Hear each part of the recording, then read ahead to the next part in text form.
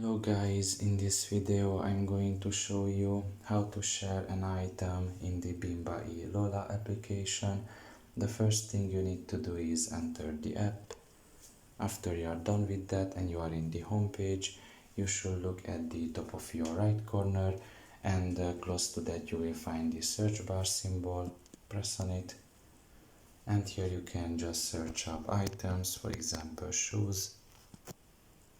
And let's say you like a shoe here, for example this one.